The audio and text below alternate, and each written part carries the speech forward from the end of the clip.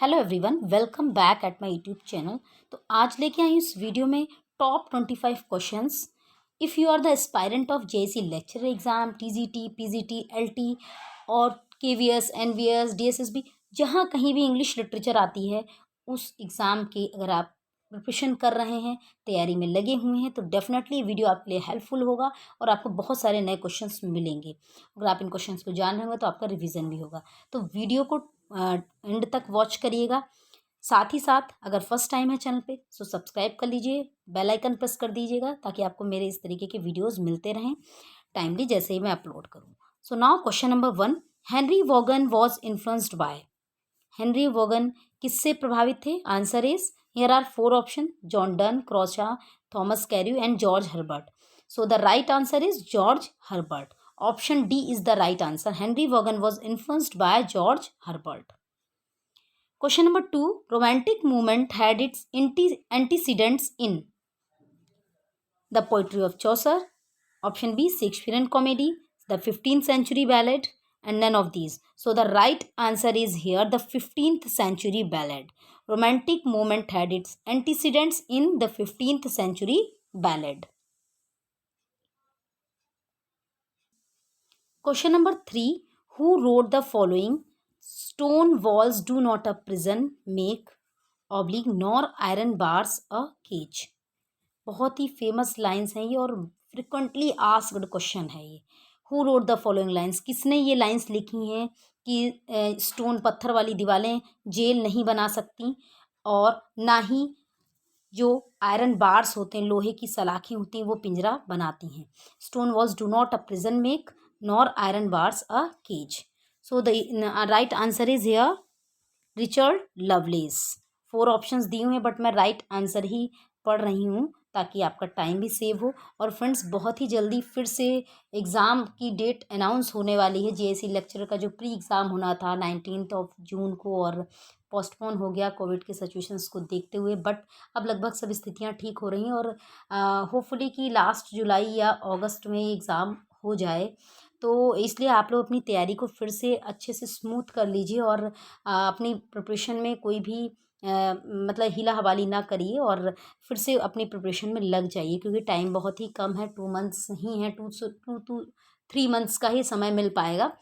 तो इसलिए फिर से अपने पढ़ाई में लग जाना है सभी को, जो लोग भी इसमें तैयारी कर रहे हैं, टीजीटी, पीजीटी की, जूनियर एडेड एग्ज़ाम की, जेएससी लेक्चरर की, जो भी अगर आप टीचिंग एस्पायरेंट्स हैं या कोई और भी अदर एग्ज़ाम की तैयारी कर रहे हैं तो आप उसमें अपनी तैयारी में फिर से अच्छे से लग जाइए, पूरे जोश के साथ लग जाइए।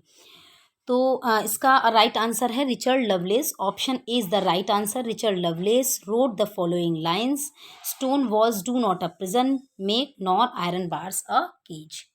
Question number 4, who first employed the blank verse. किसने सबसे पहले ब्लैंक वर्स को एम्प्लॉय किया? सो द आंसर इज 4, यहाँ पर 4 ऑप्शन है: Sackville, Norton, both A and B, none of these.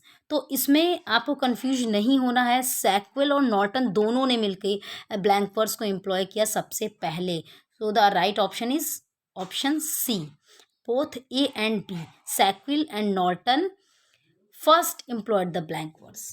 Question number 5, who is the proponent of the geocentric theory? Geocentric theory के proponent कौन हैं? Option: Ptolemy, Copernicus, Galileo, none of these. So the right answer is here Ptolemy. A, option A is the right answer. Ptolemy is the proponent of geocentric theory. Question number 6, whom did Ligius criticize as one who writes charming verses on nothing? Charming verses on nothing. Option are Marvell, John Suckling, John Sanlam, Edmund Waller.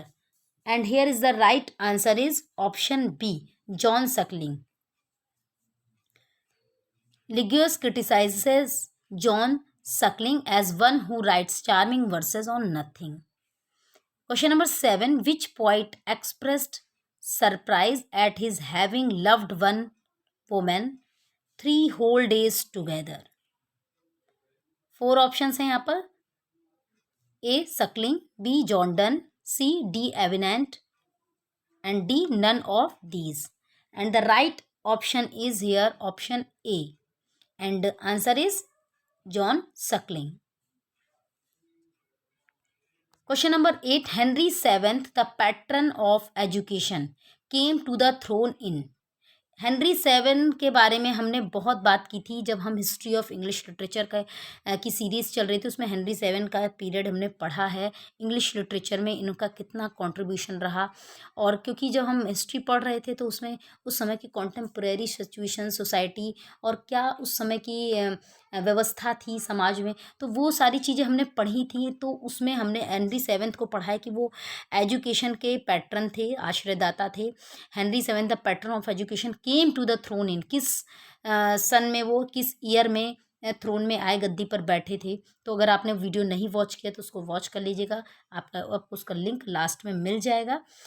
और वो सारी ही series आपके लिए बहुत helpful होंगी history of English literature की। उसमें detail में हमने काफ़ी कुछ पढ़ा हुआ है, जिससे आपके बहुत सारे कॉन्सेप्ट्स क्लियर होंगे।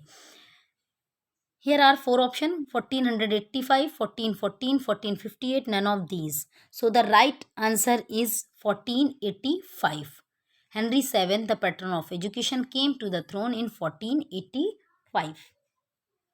Next question. Thomas More's Utopia was published in. Thomas More's Utopia, जो थॉमस मोर की यूटोपिया है वो कब पब्लिश हुई थी?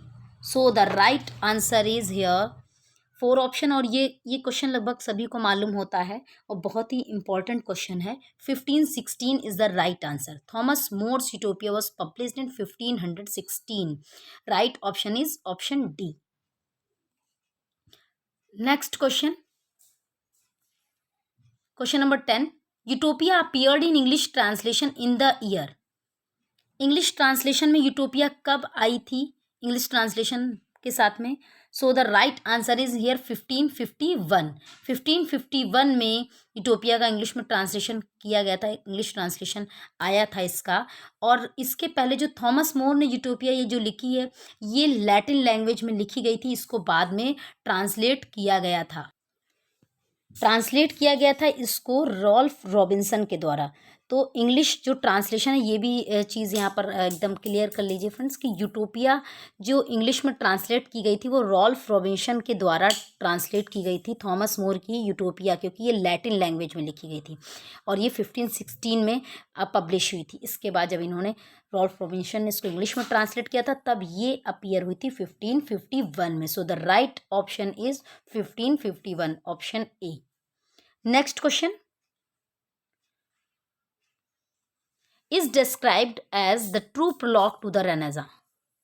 True prologue to the Renaissance किसको डिस्क्राइब किया गया है, किस वर्क को डिस्क्राइब किया गया है? यहाँ पर ऑप्शन है the Prince, option B Utopia and Poetics, and option D is none of these. So the right answer is option B, Utopia is described as the true prologue to the renaissance.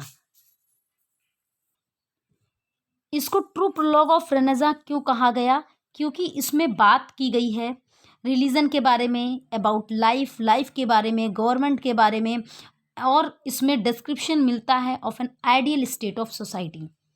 एक ideal state of society का description मिलता है, इसलिए इस work को, Utopia को, the true prologue to the Renaissance कहा जाता है। Question number 12. Cromwell, the dictator who said to have been influenced by. Cromwell, the dictator who said to have been influenced by. किससे इन्फ्लुएंस्ड था Cromwell जो कि dictator था? Option है यहाँ पर यूटोपिया से, कि द कैपिटल से, द प्रिंस। तो राइट ऑप्शन है यहाँ पर द प्रिंस। द प्रिंस जो वर्क था, इससे प्रभावित था क्रॉमवेल जो कि डिक्टेटर था। The Prince is a book. ये जो द प्रिंस बुक है, ये मैकियावेली के द्वारा लिखी गई बुक है, इटालियन लैंग्वेज में है, और ये एक इटालियन डिप्लोमैट थे निकोलो मैकियावेली, ये उनके द्वारा लिखी गई बुक है। 16th सेंचुरी के राइटर थे। Next question, question number 13. Calvin was a and here are options: French reformer, literary writer, king of England, none of these. So the right answer is here French reformer. Calvin was a French reformer. Question number 14. Book of Martyrs, which is about the killings by the Catholic Queen Mary, was written by Calvin, George Fox, Pope, none of these. So here is the right option is George Fox. Book of martyrs जो book है ये लिखी गई है George Fox के द्वारा and here is about the killing by the Catholic Queen Mary. Question number 15. Which of the following Catholic dictator was succeeded by his her step sister Elizabeth. Here are four option. Edward second, Henry fourth, Mary, none of these. So the right answer is Mary.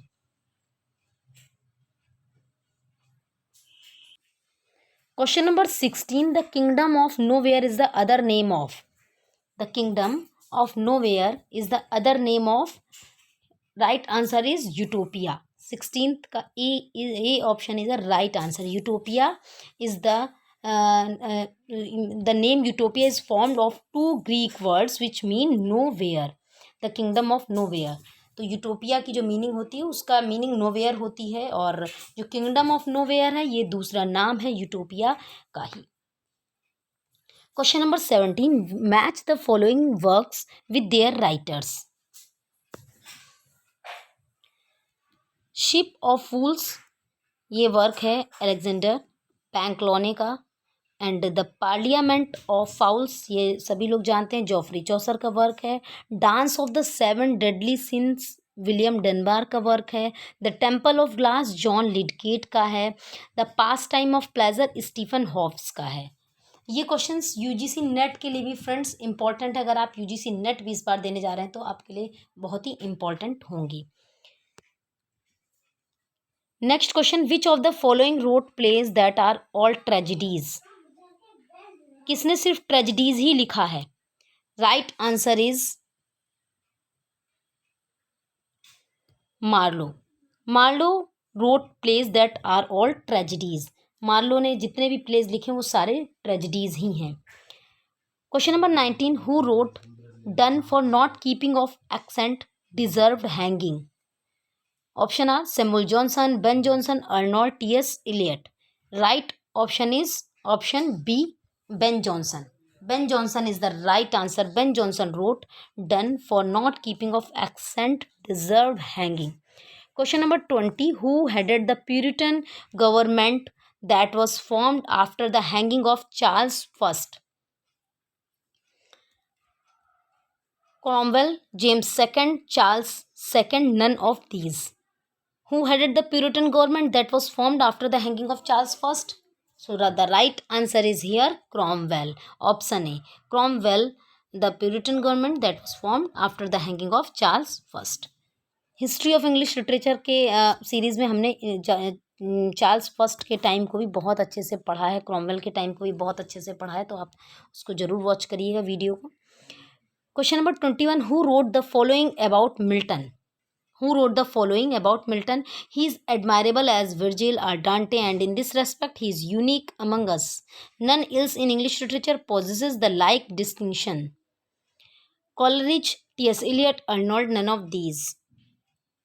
Right answer is Matthew Arnold. Option C is the right answer. Matthew Arnold wrote the following line about Milton. He is admirable as Virgil or Dante, and in this respect, he is unique among us. None else in among English literature possesses the like distinction. Question number 22. Which the following begins with this line? इस line के साथ कौन सा play start होता है. If music be the food of love play on. ये किस play की ओपनिंग लाइन्स हैं. The Tempest, all is well, that ends well, Twelfth Night, none of these. So the right answer is here option C, Twelfth Night. If music be the food of love play on. ये opening lines हैं play की. Twelfth Night play जो होता है इसी lines के साथ start होता है, इसी लाइन से स्टार्ट होता है. Question number 23. Out of the 20 complete and 4 incomplete stories of Chaucer, what is common between tale of Melibeus and the parson's tale. 20 complete और 4 इनकम्प्लीट जो स्टोरीज थी उनमें से टेल ऑफ मेलिबन्स और जो पार्सन की टेल थी क्या कॉमन है, ये दोनों टेल्स में क्या चीज़ कॉमन है? So the right option answer is, here are four options. The tales are told by Chaucer himself. They do not figure in the Canterbury Tales. Option C, these two are the only tales told in prose. Right option is the option C. C option जो है ये correct है. These two are the only tales told in prose. ये दोनों tales ही थी जो कि सिर्फ प्रोज में कही गई थी. Tale of Melibeus and the parson tale. Friends, video को लाइक करते चलें. डेफिनेटली आपको वीडियो हेल्पफुल प्रूव हो रहा होगा. So like this video as well as share this also. Next question, question number 24. Name the story that Chaucer told during the pilgrimage. कौन सी story है जो कि चौसर ने कही है अपनी तीर्थ यात्रा के दौरान? Option are tale of Melibeus, the parson's tale, he did not tell a story, none of these. कौन सी स्टोरी चौसर ने कही है? बहुत ही इंपॉर्टेंट क्वेश्चन है. Tale of Melibeus. Tale of Melibeus जो स्टोरी वो चौसर ने खुद सुनाई है पिलग्रिमेज के अपनी तीर्थ यात्रा के दौरान. तो tale of Melibeus, the story that Chaucer told during the pilgrimage. Question number 25 and the last question of this video. Arnold wrote with him is born our real poetry. Who does him refer to? Arnold ने लिखा है कि उनके साथ ही हमारी वास्तविक काव्य का जन्म हुआ था. तो who does him refer to, किसको कहा जाता है? ये हिम मतलब किसके लिए उन्होंने यूज़ किया? Who does him refer to, him किसको संबंधित है, किससे रिलेटेड है? So the right option is here. Four option are Spenser, Shakespeare, Chaucer, Wordsworth. So the right answer is Chaucer. Chaucer के बारे में मैथ्यू अर्नोल्ड कहते हैं with him is born our real poetry, who does him refer to? The right answer is Chaucer. Option C is the right answer. Chaucer के साथ ही real poetry born हुई थी, Matthew Arnold ऐसा कहते हैं. That's why Chaucer is known as the father of English poetry. इसीलिए Chaucer को father of English poetry कहा जाता है. So friends, thanks for watching and please like, share and subscribe this channel. Will meet you again with next video.